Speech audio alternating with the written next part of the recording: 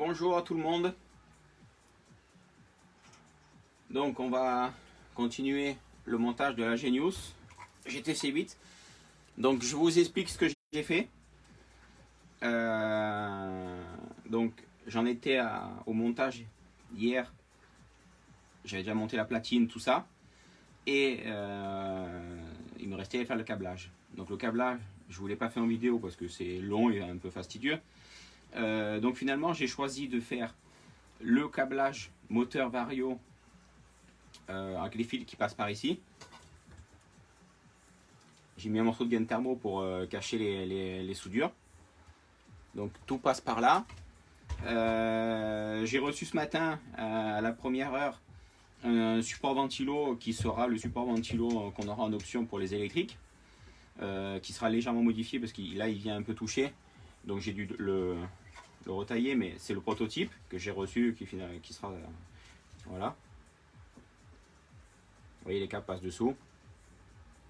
Donc ça c'est le montage que j'ai choisi. Donc là j'utilise le trou d'origine pour faire passer l'alimentation des ventilos. Donc ce qui est important là, c'est quand on soude, de bien souder à plat pour pas que ça vienne toucher les ventilos. Ici, pour l'alimentation, c'est plus-moins avec un pont. Parce que moi, j'ai fait un montage 4S. Voilà. Un petit trou pour placer le tube d'antenne pour le récepteur. J'ai le bouton, j'ai fait un trou, je l'ai collé, donc la colle à carrosserie.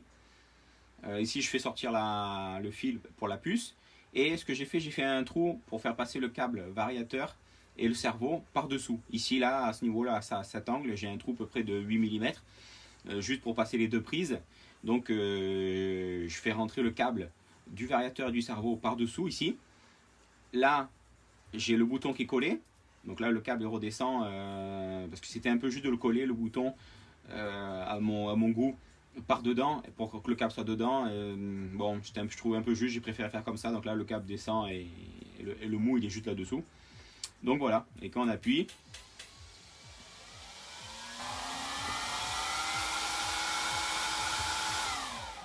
voilà, comme j'appelle souvent ça, ce bruit, la machine à laver se met en marche. Donc là en 4S c'est très important d'avoir les ventilateurs. Donc j'ai deux ventilateurs de 40.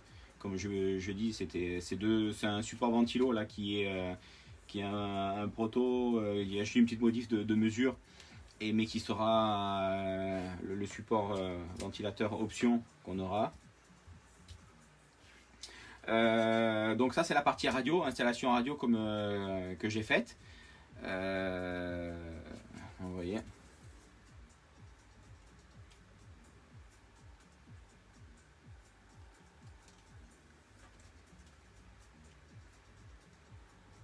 Voilà. Donc comme je vous ai dit, je vous ai pas mis en vidéo le tout, parce que c'était long. J'en étais à rester à justement où j'allais faire passer les fils, qui est toujours un petit peu complexe, parce que c'est assez compressé là au milieu. Donc il faut faire passer les fils de manière à ce qu'il y a le cardan, de faire optimum, faire attention que ça touche pas, ça puisse travailler. Donc voilà comment j'ai fait mon installation électrique. Donc je l'ai fini à peine tout à l'heure là. Dès que j'ai reçu ça m'a permis de finir, de clôturer le tout. Voilà. Après, il faut finir par le palonnier. Donc le palonnier, je vais juste regarder si j'ai pas des messages en commentaire, que je ne peux pas. Non, ça semble pas. J'espère que ça fonctionne. Donc après en palonnier, j'ai deux options. J'ai le palonnier classique que je vais monter, celui-là, ou alors après j'ai celui-ci de chez Udi, un 3 trous. Bon, le 3 trous est exagéré parce qu'il est très grand. Si je le superpose, le trou là il est plus long que celui-là encore. C'est grand. Donc en anthrax, si on prend là, je suis à peu près à 20 mm. Donc taille de cerveau extérieur 20 mm, c'est bien, c'est la base. Au pire, si je trouve que ce cerveau qui est en vitesse de 0,08, s'il est trop vif, j'ai toujours l'option de mettre ce palonnier là, parce que si je mets au trou du milieu, et là je viens avoir un anthrax de à peu près 18,5, ce qui fera que j'aurai quelque chose de moins vif et moins rapide. Donc ça sera au besoin si j'ai cette solution quand je viendrai rouler, si j'ai besoin de calmer les vivacités du cerveau, j'ai toujours la solution de rapprocher donc la fixation à la tête de cerveau, ce qui fera que ça sera moins vif. Et donc ça c'est une option, un essai ou un feeling à avoir. Donc je vais utiliser ce palonnier là. Voilà. Pour la biellette, alors ce que je vous conseille, c'est de ne pas mettre l'écrou par-dessous, mais de mettre la vis par-dessous. Grâce à la lumière ici de fait, pour de fixer des plombs et tout ça, on peut passer la vis par-dessous et passer la vis. En fait, moi je mets la vis tête bombée par-dessous pour justement laisser de la place, parce que le sauve-cerveau passe au-dessus du cardan central, ici. Et si on vient mettre une vis un peu plus longue, ou déjà le stop dépasse un peu, ça peut être passé très près du soufflet. Surtout quand on monte le diff en position haute. Si on le monte en position basse, pas de souci, mais si on monte le diff en position haute, ça passe près. Donc moi perso, je le monte en position haute, le diff.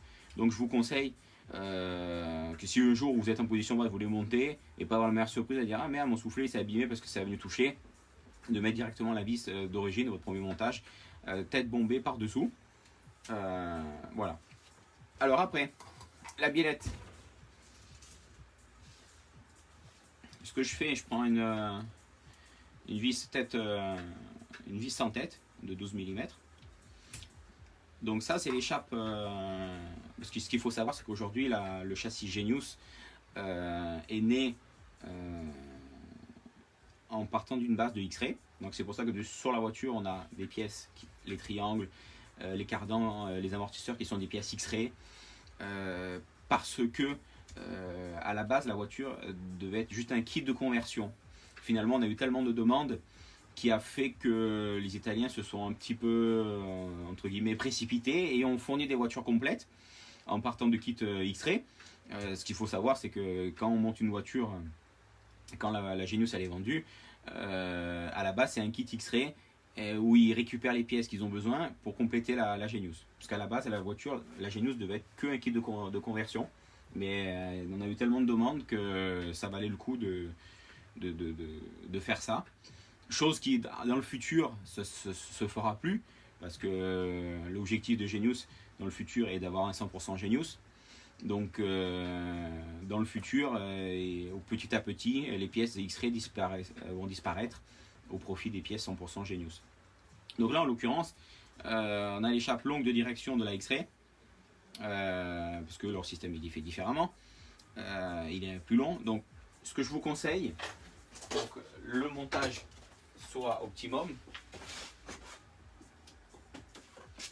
c'est de prendre la chape. Vous voyez, la chape d'origine, elle fait 21. C'est de couper 2 mm.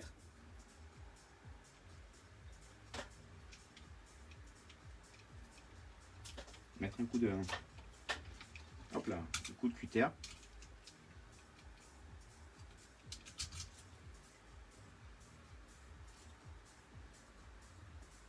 Voilà.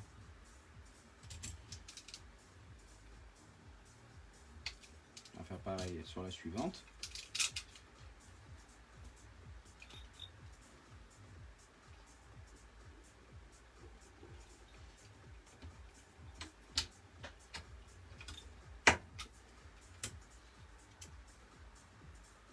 Voilà.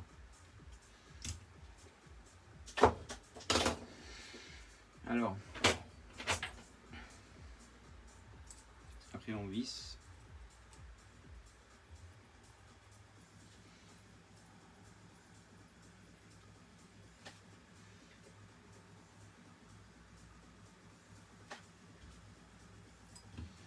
Donc on laisse, voilà, 6 mm, vu que c'est du 12 mm la longueur.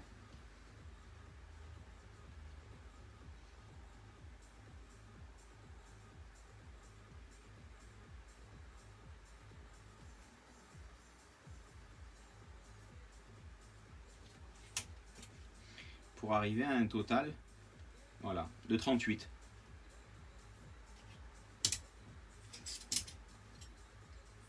Donc là, je vais enquiller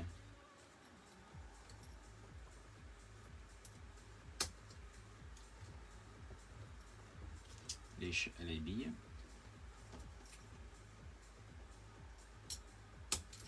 Voilà, donc j'ai ma biellette de fête. Pour le montage,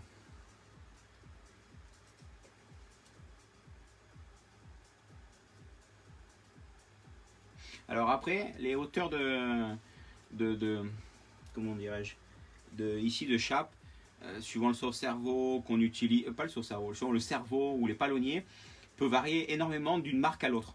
Parce que vous voyez là le palonnier, j'arrive à le ressortir. Voilà, le palonnier ici, il est plat, il est très plat. Mais il existe des palonniers où ça va être l'inverse, il sera plutôt comme ça. Donc on peut avoir des différentes tailles, différentes hauteurs qui peuvent varier beaucoup entre, suivant le, moi par exemple j'ai mis un cerveau, le profil et je l'ai fixé par dessous, donc j'ai rabaissé. Suivant le palonnier, la combinaison qu'on peut faire, on peut avoir des grandes différences. Donc là à l'heure actuelle, j'ai la biellette qui est presque droite. Elle est un peu penchée. Si on veut peaufiner et optimiser au mieux, voilà, je vais mettre une petite rondelle, rondelle de calage de 2 mm par exemple.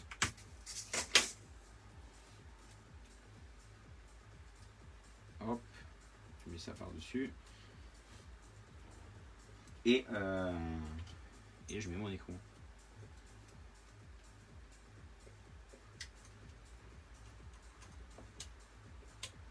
Donc pareil, là je passe par la lumière sous le châssis pour serrer comme il faut.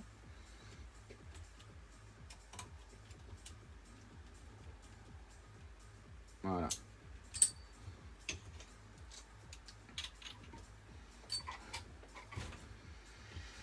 Et après,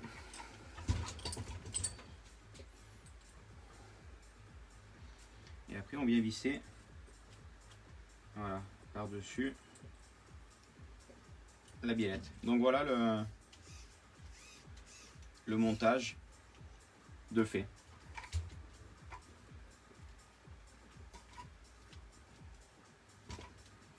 Donc après, la longueur, la 38, ça va bien avec ce palonnier là. Si vous avez un palonnier un poil plus long ou un poil plus court, ça c'est des choses qu'il faut que vous montiez suivant le montage.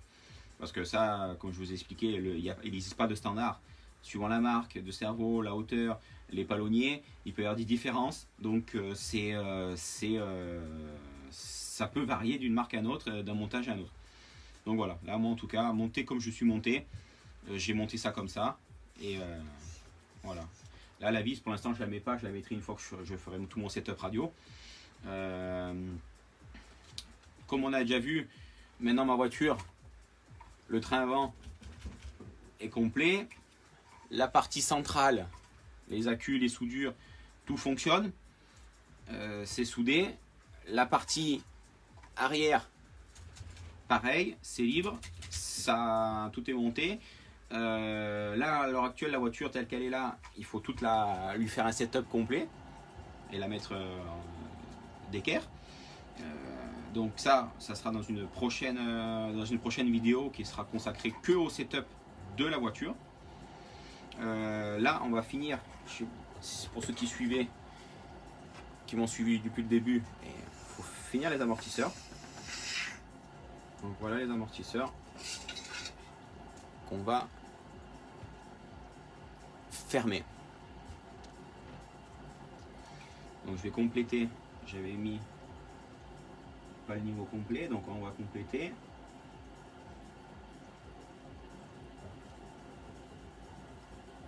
Voilà, à ras-bord. Donc, là c'est les coupelles.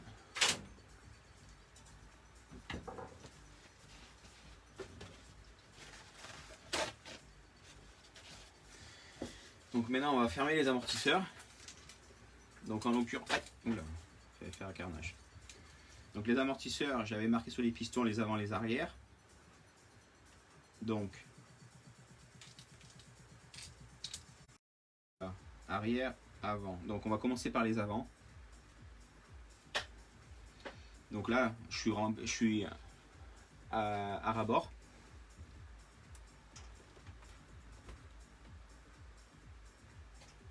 J'ai l'impression que les messages en direct ne fonctionnent pas. Donc si vous avez des commentaires, je vous répondrai dès que j'en aurai fini et pris la connaissance, parce qu'en direct là ça marche pas. Donc je suis à ras-bord, la tige elle est en bas. Je visse. Voilà, ça commence déjà à couler. Je vais prendre un autre sopalin que je viens de faire tomber. Voilà. Donc là, l'huile, elle sort. Quand on sent que ça se durcit, ce que je fais, je reviens un peu en arrière et je fais remonter la tige. Et là, voilà, l'huile, elle continue à couler. Je visse un peu. Donc là, j'essuie pour voir le débit. Voilà, ça coule plus, donc je serre.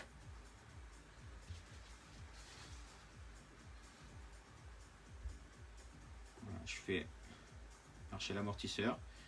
Donc ça, c'est quand la tige elle ressort, on appelle ça du rebound. Donc là, en l'occurrence, elle ressort de la moitié, donc c'est trop. Donc là, ce qu'on fait, on retient la tige enfoncée et on redévisse.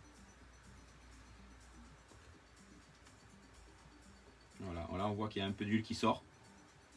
Donc c'est l'excédent. Vous voyez, c'est l'excédent qui sort. Donc maintenant je resserre.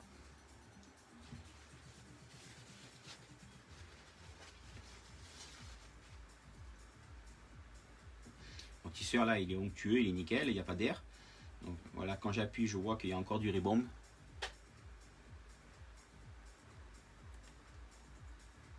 Pareil, toujours 50%, donc je renouvelle.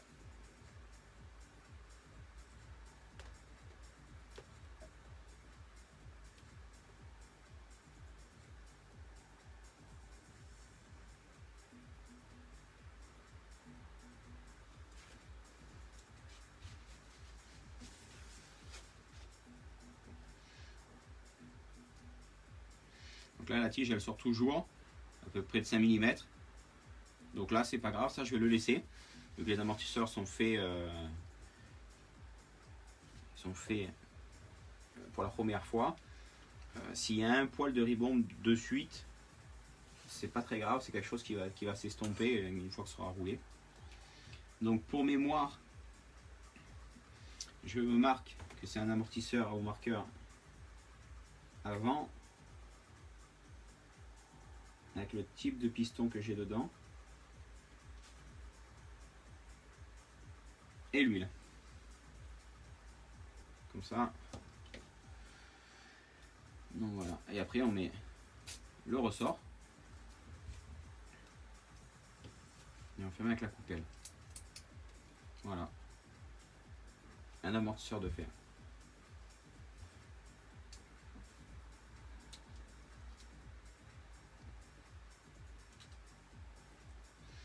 Donc pareil, un autre avant. On refait.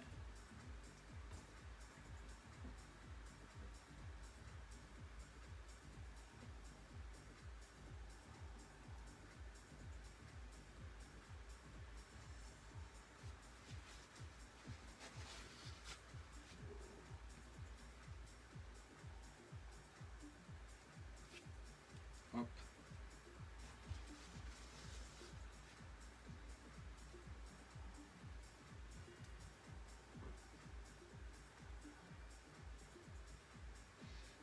Il y a un peu trop. On dévisse en tenant la tige enfoncée. Voilà, là il y a de l'huile qui sort. Hop, et je resserre.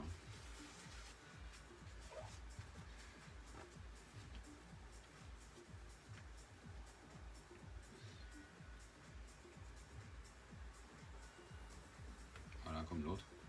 5 mm qui sort. Bon, sûr, il est bien onctueux, il n'y a pas d'air. Ah, j'avais déjà oublié. J'y suis bien. Et pareil, comme pour l'autre, je me marque, c'est un amortisseur avant, le type de piston et l'huile.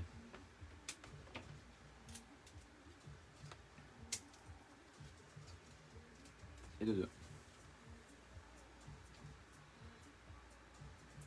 Donc maintenant ça a des arrières, les 1-3.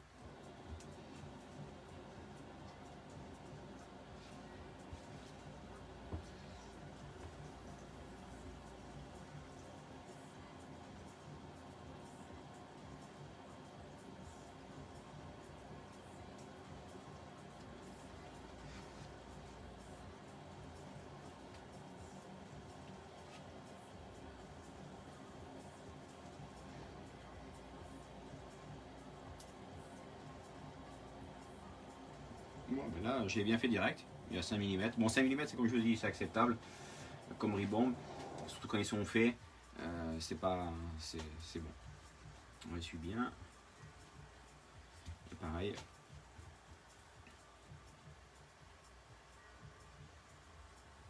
Arrière.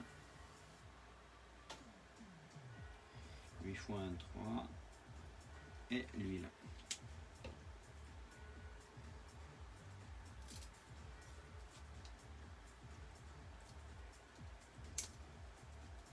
Par contre, si vous sentez votre amortisseur qui fait un petit peu un espèce d'émulsion, de chouic, qui n'est pas linéaire et onctueux, c'est que il y a de l'air.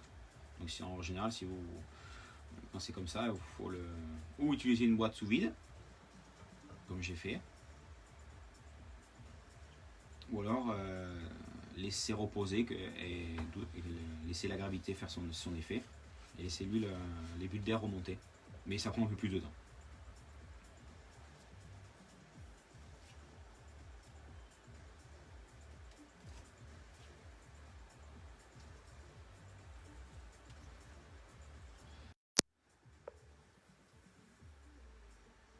Bon, nickel. Je reviens.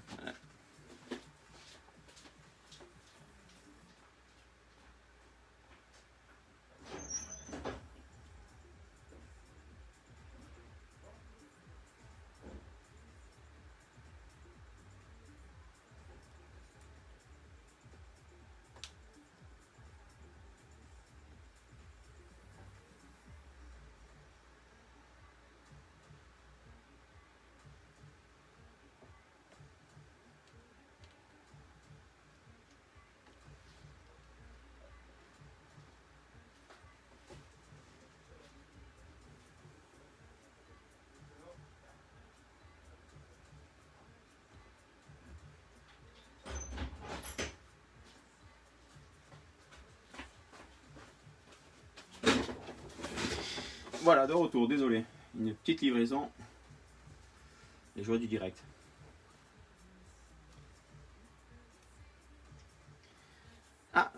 Bonjour Philippe. Celui-là, je l'ai vu passer de commentaires.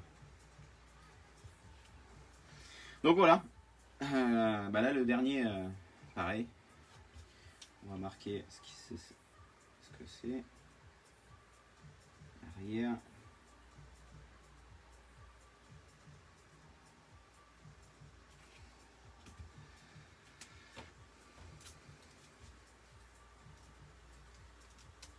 Voilà.